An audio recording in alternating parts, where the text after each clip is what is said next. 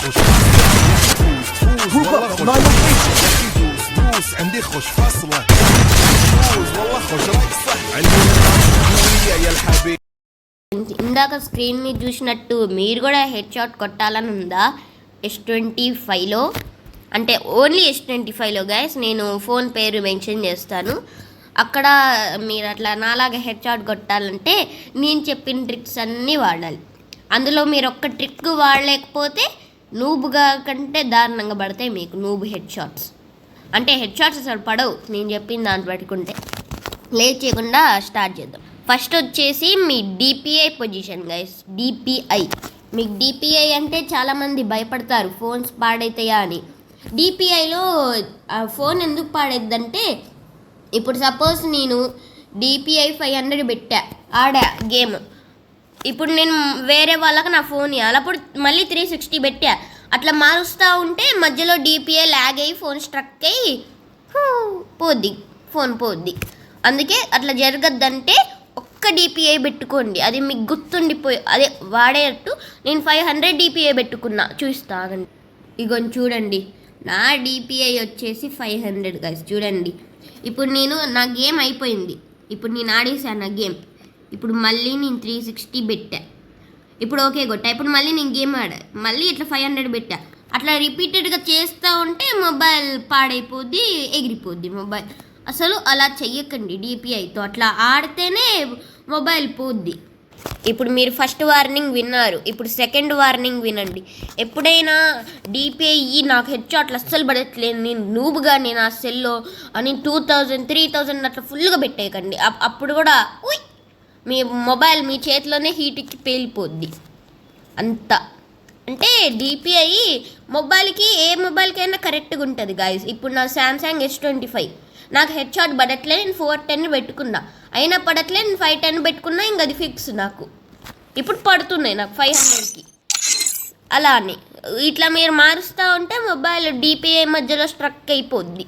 ఇప్పుడు నేను చెప్పాను కదా 500 DPI పెట్టుకోండి. ఒకవేళ మీ ఫింగర్స్ లీస్ ఉంటే ఇట్లా 29 30 పెట్టుకోండి, ఒకవేళ మీకు ఫింగర్స్ లీస్ కానీ ఉంటే. అదే ఫింగర్స్ లీస్ లేవనుకోండి, జస్ట్ 200 పెట్టేసుకోండి. ఇప్పుడు పరాన్ని నేను చూస్తే అట్లా కొడతాను హెడ్లు.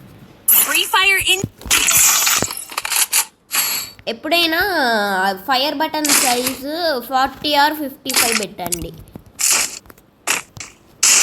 చూడండి ఎలా పడుతుంది.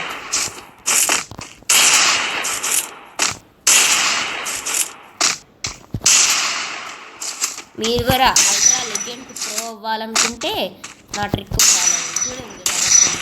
అంటే బాడీ కొంచెం పడుద్ది కానీ హెడ్ పడుద్ది. ఇప్పుడు చూడండి మీకు ఎన్నిసార్లు స్క్రీన్ తిరిగిందో. 1 1 2 3 4 5 6 7 8 9 10 11 12 13 సార్లు అయితే స్క్రీన్ అయితే తిరిగింది. ఇప్పుడు నేను మీకు కనపడలేదు. ఇప్పుడు నేను ఒకవేళ ఎనిమి ఇక్కడ మూతి మీదకి వచ్చింది అనుకోండి, జస్ట్ ఏం వైట్ మీద పెట్టి కొట్టండి.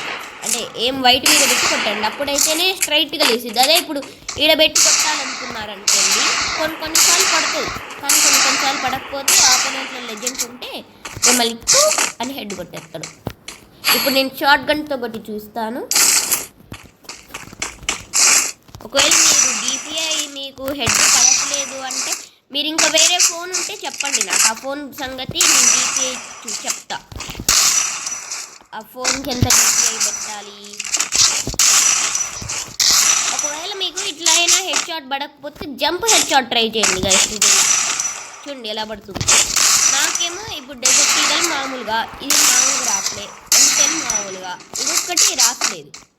జంప్ హెడ్ షాట్ ట్రై చేయండి, బాగానే పడుతుంది jump head shot. Okay friends, ఈ వీడియోతో ఇంతే. మళ్ళీ ఏం గేమ్ ప్లే చూపించి అయితే ఏమీ పెట్టట్లేదు, జస్ట్ మీకు అర్థమైపోద్ది జస్ట్ పెడితే. కానీ డ్రాగ్ మంచిగా లేపండి. డ్రాగ్ గురించి ఓ వీడియో చేశానుగా, దాన్ని పట్టించుకోకండి. అది డిపిఐ లేని వాళ్ళ కోసం. డిపిఐ పెట్టుకుంటే నేను ఎట్లా డ్రాగ్ చేశానో అట్లా డ్రాగ్ చేయండి. ఓకే ఫ్రెండ్స్, ఈ వీడియోతో ఇంతే. నెక్స్ట్ వీడియోలో కలుద్దాం. అది టేక్ కేర్, బాయ్ బాయ్.